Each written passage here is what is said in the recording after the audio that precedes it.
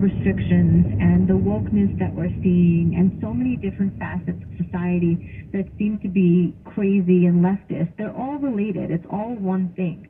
So when COVID hit and you weren't allowed to say that the restrictions on children were crazy and you weren't allowed to say that, the lockdowns weren't working.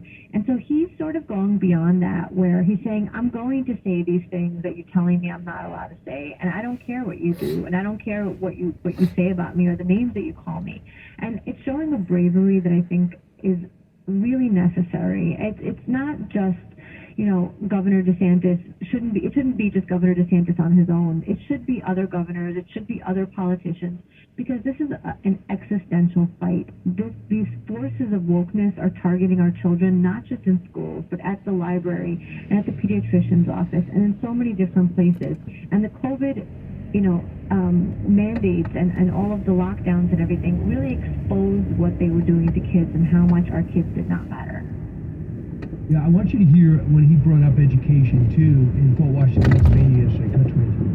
The issue is it appropriate to be having classroom instruction on things like sexuality and gender ideology? Is it okay to tell a second grader that they were born in the wrong body? In Florida, we think the answer to that question is no. And what some people don't know is some of this critical theory is trying to teach kids that police officers are just out gunning down minorities with impunity and without any basis to do it. And they're trying to create a hatred for law enforcement amongst very young and impressionable kids. That's basically, he's getting ready to run, and when Eric Adams heard he was coming to New York City, he tweeted this out. Welcome to NYC, Governor Ron DeSantis, a place where we don't ban books, discriminate against LGBTQ, plus use asylum seekers as props, but let the government stand between a woman and healthcare. I'm happy to teach you something about values while you're here. And the response from a spokesperson was, nice rhetoric, but here's the reality. More Americans fled New York City than any other area. More Americans moved to Florida than any other state. You know that Mayor Adams, and you know that Mayor Adams, and you talked accurately about crime pushing people out of New York City. Florida's crime rate is a 50-year low. So he won that duel. Adams should know better. Really? 65,000 New Yorkers changed their driver's license from New York to Florida last year. So that's only the people who changed their licenses. There are people who are too lazy or who don't drive, or this doesn't count any of the kids who came or people, who are past the age of driving.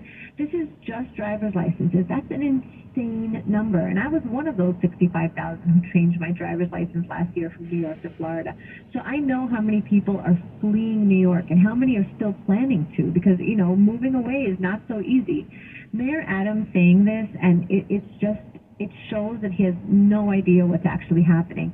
Florida does not oppose any of those values at all. I have found it to be an incredibly welcoming place. And you mentioned the whole the parental rights and education bill, where the kids in second grade are not taught gender ideology. The only complaint I have heard from Floridians about that law is that it stops at third grade. They're like, why doesn't it go all the way to fifth grade? Why should fifth graders be learning about gender ideology in school? So they want more of the Ron DeSantis policies, and nobody wants more of Mayor Adams' policies. It's interesting because when Nikki Haley capitalized on that and said third grade's too young, it should be higher. So right, which is true. I think that Ron DeSantis got through what he thought he can get through. But I have a son in fourth grade. I don't want him learning about gender ideology in school. I don't want him learning that he could change his gender from day to day. And one of the more noxious things about this kind of wokeness, again, that we touch upon in Stolen Youth, is that it teaches kids that the race that you're born in is the most important thing in the whole world. It matters absolutely for your destiny, but that your gender can change from day to day. And you could be a gender that doesn't even exist right now. And I'm not just saying that. That's literally the truth, where they're making up new words like ZE or ZEH to describe a gender. If you haven't heard about that, it's coming to a school near you in the blue areas soon. Is there, Carol Markowitz, our guest, New York Post columnist, picked up, moved to Florida, talking about Ron DeSantis, wrote a column about him. He was just in 3 blue cities. I love the idea of him going to 3 blue cities and saying, this is the problem. And even though governors run everywhere, mayors don't. A lot of these Democratic mayors don't have somebody on the Republican side even running for it. And that's sad, because then people have no alternative. Really sad. If the Republicans should get their act together on that and try to win over the inner cities. But I want to also bring up the fact that Florida hired more than 1,000 police officers in a 6-month period with bonuses of $5,000 just to move down to Florida. And they say it's because they respect cops in the meantime. So between cops and crime, people aren't going back to work, and then CEOs having trouble getting them back to work. And a lot of businesses, delis and pizza shops and stores are just empty in New York City. Even though it looks like a lot of people, a lot of stores are still empty because it doesn't make sense for them to open. Right. So one of the things that was really hard for me to deal with in that summer 2020, fall 2020 time in New York was that my neighbors in the wealthy area of Park Slope put up these defund police signs in their windows, and I just was so disgusted by it because it's only rich people who could defund the police. I grew up poor in Brooklyn, and there's absolutely nobody, and I don't care if they're on the right or the left, that I grew up with that thought defunding police would be a good idea. So it's a really elitist, specific part of the population that believes this kind of thing. And again, I think Florida's being really smart. Ron DeSantis is being really smart by capitalizing on this and saying, these people don't want you there. We do. We want this demographic moving down to Florida. We want people who serve moving down to Florida, because why wouldn't we? Right. Carol, a couple other things. What do you think he's going to do as President Trump starts getting traction? He's going to go to East Palestine. He's going to talk to the people in Ohio. Be more than likely treated like a rock star there. Got 70% of the vote. As he gets out of the stump, he knows that Ron DeSantis is his number one foe, like Jeb Bush was, and he's backing off calling him meatball, but he's going to call him Ron DeSanctimonious. What are your thoughts about Ron DeSantis not answering? I love that Donald Trump is going to East Palestine. I think that is a great idea. I think it's a great use of his celebrity, and I think it's such a great use of his leadership. I really love it. I hate that they're going to have to fight it out if Ron DeSantis runs for president. I like both men a lot. I think that it's really unfortunate that we've gotten to where we are right now. I hate the name calling, and honestly, sanctimonious, I had to Google what that actually meant, because it's just a mouthful, and it's so non-descriptive of him. He's so not sanctimonious. I mean, the Governor DeSantis that I've gotten to know is so down to earth and so plain spoken, and really listens to other people. I think part of his appeal really is that he listens to the opinions of those around him, and then he makes his own call about it, and he gathers all the information. I love that. So I love that Donald Trump is going to Ohio. I wish we had a president that understood that he should go to Ohio, but we don't. And I'm rooting for the next president to have a better perspective on what Americans really need.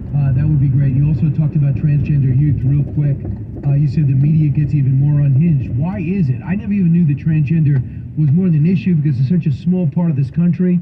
Now we have transgenders trying to compete in sports, people taking stances on that, athletes and non-athletes. A couple of female national team players, soccer players, came out in favor of it, astoundingly. There wouldn't be one on their team if they all played. Right. It's wild to me that female athletes are allowing this to go on, because they know that men and women are built differently, and they're not supposed to be competing in sports against each other. And it's not offensive to say that. It's just fact.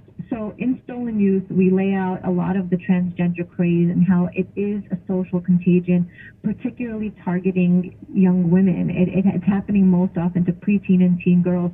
I have to tell you that before we left New York, I would say half of my then 12-year-olds friend group declared themselves trans or non-binary or whatever.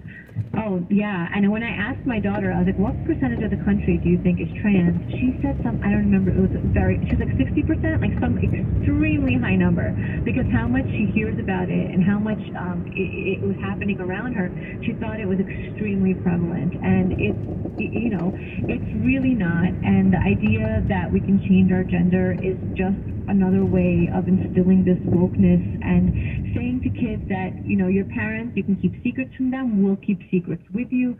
All of it's very, very dangerous to our family units, and it's dangerous to our children. Absolutely. It's just poisoning kids' minds for someone with some sick agenda. So I want you to hear what this Daily Beast columnist said about Nikki Haley real quick. As you know, she's running for president for the Republican nomination. Cut 27. Nikki Haley instead is the Dinesh D'Souza of Candace Owens. She's the alpha Karen with brown skin. I see her and I feel sad, Mitty, because she uses her brown skin as a weapon against poor black folks and poor brown folks, and she uses her brown skin to launder white supremacist talking points. And have you ever heard such idiocy? Yeah, it's really sick. And, you know, I think when Don Lemon made the comment about Nikki Haley being past her prime, he thought he would be, you know, not to misuse the phrase, but greeted as a liberator. He thought he would be applauded for this because you're allowed to attack Republicans in these really disgusting terms. And he thought it would be fine if he said that Nikki Haley was past her prime, because obviously you could say whatever you want about Republicans. You know, I know you know, but I'm an immigrant. I came here from the Soviet Union when I was a child, and I've gotten such gross comments throughout my life. I mean, how many times leftists tell me to go back to my own country and that kind of thing? I get that all the time, and it's because they think that they're owed our vote, that they're owed our support, and that they think that black and brown people and immigrants, etc., that they belong to the Democrats. And it is one of the more despicable things from the left, and I wish the right would criticize them more for it and really call them out more for it, because they really deserve it. Now you got at least Tim Scott's going to get in, it looks like, and Nikki Haley's in Indian descent. You got African American. It's going to be very hard to keep saying Republicans are selling out their race by being Republicans. I don't know even how you do it. Yeah, who knows? Right. Listen, Carol, it's always great to talk to you. Carol Markowitz, look forward to your book, Stolen Youth. We'll be all over it. Thank you so much. Thank you. You got it. Back in a moment. I'll take your calls and find out if there's indeed more to know. President Biden speaking. We'll bring back any highlights. It's Brian Kilmeade.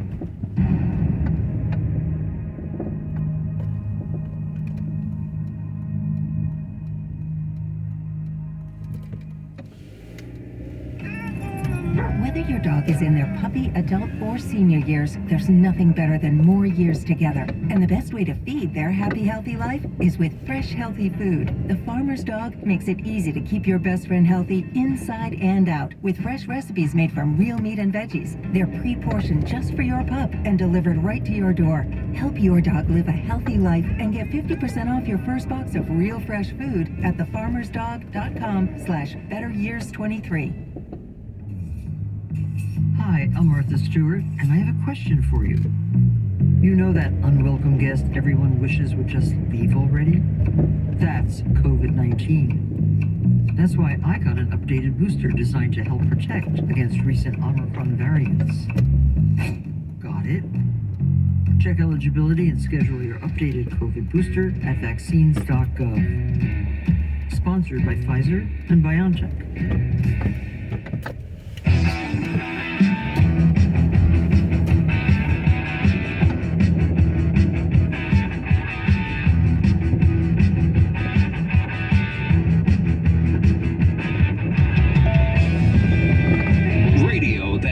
You think. This is the Brian Kilmeade Show. Welcome back, everybody. Thanks so much for listening. Keep in mind, One Nation coming up in just 5 days on Saturday night at 8 o'clock. Meanwhile, now I think it's time, by the way, the President of the United States is just shouting his way through another speech. Let's get to find out if there's indeed, in fact, I think I know, there's more to know. More to know. It's a lot about a shake. The Shamrock Shake is back. Why? The Shamrock Shake, I didn't know, was actually discovered in the 1960s. No one knew what it was until they discovered it and they decided to bottle it. Now it's available at McDonald's. It's for St. Patrick's Day.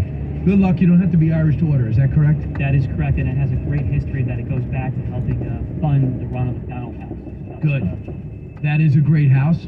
Great for sick kids. Next. Meghan Markle is reportedly not too happy about how she's being portrayed in Wednesday's episode of South Park, titled The Worldwide Privacy Tour. Listen. So let me start with you, sir. You've lived a life with the royal family, you've had everything handed to you, but you say your life has been hard, and now you've written all about it in your new book, Where? Yes, that's right, Pat. You see, my wife and I are totally like you should write a book because your family like stupid and then so like journalists. So you hate journalists. That's right. And now you wrote a book that reports on the lives of the royal family. Right. So you're a journalist. We just want to be normal people. All this attention is so hard. Isn't it true, sir, that your questionable wife has her own TV show and hangs out with celebrities and does fashion magazines? What are you suggesting? Well, I just think some people might say that your Instagram-loving wife actually doesn't want her privacy. How dare you! My Instagram-loving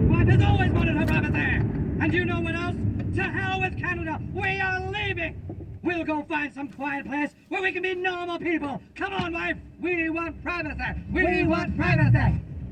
Fantastic. And it's really devastating. You think it's a big deal, Eric, you were telling me, right? Yeah, I think they nailed it. Right, but is it why not just laugh it off? Why is she so upset? Well, you know, Allison was making the point to me that it could be intentional for even more attention. You know, maybe she's really not bothered by it, but is saying she is. But to be bothered by South Park, she has to know that everybody gets it from South Park. But doesn't she want to run for president? I thought so. Next, Alec Baldwin scores a win in that Russ fatal shooting case as DA drops the firearm enhancement charge. So now it could be just looking at 18 months in jail instead of 5 years. It's getting ugly. It looks like the husband of the woman he shot is now hopping on with the prosecution. Next, even moderate drinking kills brain cells, increasing Alzheimer's risk, according to research from Wake Forest University. A modest amount of alcohol accelerates brain atrophy. Drinking also has a connection with development of something else, plaques, the toxic proteins linked to Alzheimer's disease. Latest research, however, took things a step further by analyzing how alcohol influences the progression and pathology of Alzheimer's. See, I consider myself a moderate drinker. I'm going to be in trouble, and I forget stuff already. You can't take those melon ball shots. Yeah, I'm thinking about moving off something else and doing something like more into the late 20th century, early 20th. Top five funniest TV shows ever, best sitcoms. Number 5, Parks and Recreation. Number 4, Friends. Number 3, Cheers. Number 2, The Office. And number 1, Seinfeld. Even the first 2 are in syndication right now. That got people influenced. What's missing from here? A lot. The Odd Couple. I know you love The Odd Couple. Taxi. Taxi's another great one. Right. I am not a Friends fan. The most overrated show ever. Ever. And The only thing I know about is they had a monkey. Why was we never writing about Matthew Perry's up and down weight and addiction and everything like that? Just give me something simple, funny, nothing else but just pure comedy. Pete loves simple. Yes. Hi, Larry Elder here. I never really thought much about how aches and pains can reduce a person's quality of life until pain started keeping me from living my best life. Just a few years ago, using the stairs was difficult because of the back pain. Then I found Relief Factor, a 100% drug-free solution for aches and pains. Within a week, I was on my way back to being pain-free. Now I have my life back. I take Relief Factor every single day. Relief Factor can help your body fight the inflammation that causes joint and muscle pain and the other aches and pains that come with everyday life. Treat yourself to feeling better. Move more, live more, and just enjoy your life more with Relief Factor. Join me and more than 500,000 others. Get started today with your 3-week quick start for only $19.95. About 70% go on to order more because it worked for them. Go to ReliefFactor.com to order now. That's ReliefFactor.com. Feel the difference with Relief Factor. ReliefFactor.com. Whether your dog is in their puppy, adult, or senior years, there's nothing better than more years together. And the best way to feed their happy, healthy life is with fresh, healthy food. The Farmer's Dog makes it easy to keep your best friend healthy inside and out with fresh recipes made from real meat and veggies. They're pre-portioned just for your pup and delivered right to your door. Help your dog live a healthy life and get 50% off your first box of real fresh food at thefarmersdog.com/betteryears23. Hi, I'm Martha Stewart, and I have a question for you. You know that unwelcome guest everyone wishes would just leave already? That's COVID-19. That's why I got an updated booster designed to help protect against recent Omicron variants. Got it? Check eligibility and schedule your updated COVID booster at vaccines.gov. Sponsored by Pfizer and BioNTech. The very latest headlines, along with in-depth analysis and conversation, depend on Fox News Radio and FoxNewsPodcasts.com. No business as usual with Russia. Elisa Brady, Fox News. That from Poland's president reaffirming support for Ukraine and saying President Biden's visit to Kyiv showed that the free world doesn't fear anything. He's now in Poland, marking a year since Russia's invasion of Ukraine. 1 year ago, the world was bracing for the fall of Kyiv. Well, I just come from a visit to Kyiv, and I can report Kyiv stands strong. A short time ago also saying Russia's President Putin thought NATO would fracture, but instead is confronted by stronger democracies now. He thought autocrats like himself were tough, and leaders of democracy were soft. And then he met the